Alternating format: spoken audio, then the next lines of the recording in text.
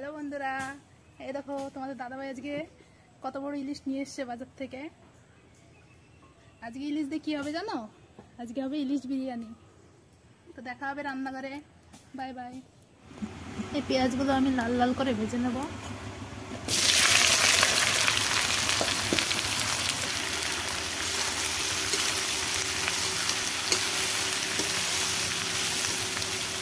এবার আমি মাছটাকে ভেজে নেব।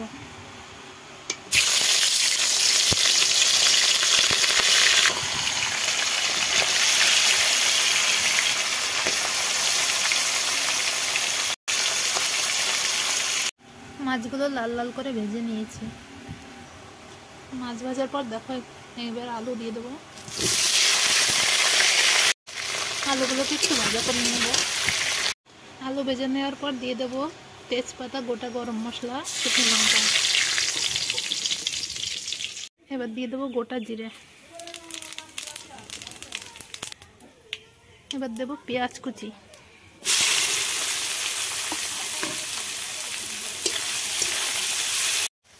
পেঁয়াজটা একটু ভাজা করে নেওয়ার পরে দিয়ে দেবো টমেটো।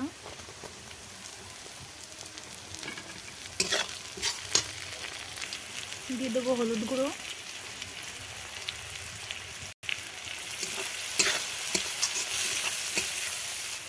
এবার দিয়ে দেবো লঙ্কা আর জিরে পেস্ট।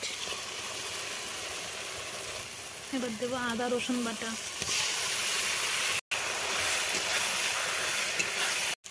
আমার মশলা ভাজা হয়ে গেছে। এবার দিয়ে দেবো ভেজে রাখা আলু,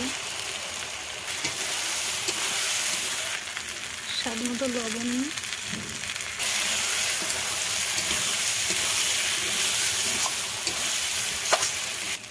এবার দিয়ে দিচ্ছি ফেটে রাখা টক দই।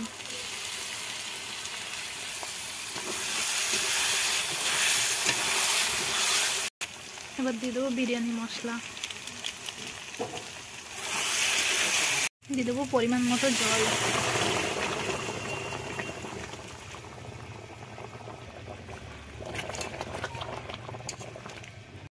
এবার দিয়ে দেবো গোলাপ জল, কেওড়া জল। এবার ভেজে রাখা মাছগুলো এক এক করে দিয়ে দেবো।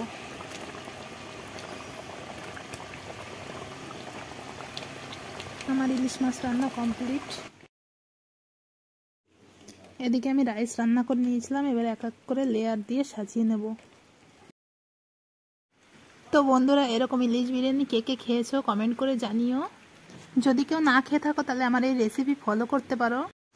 এই ইলিশ বিরিয়ানি খেতে অত্যন্ত সুস্বাদু হয়।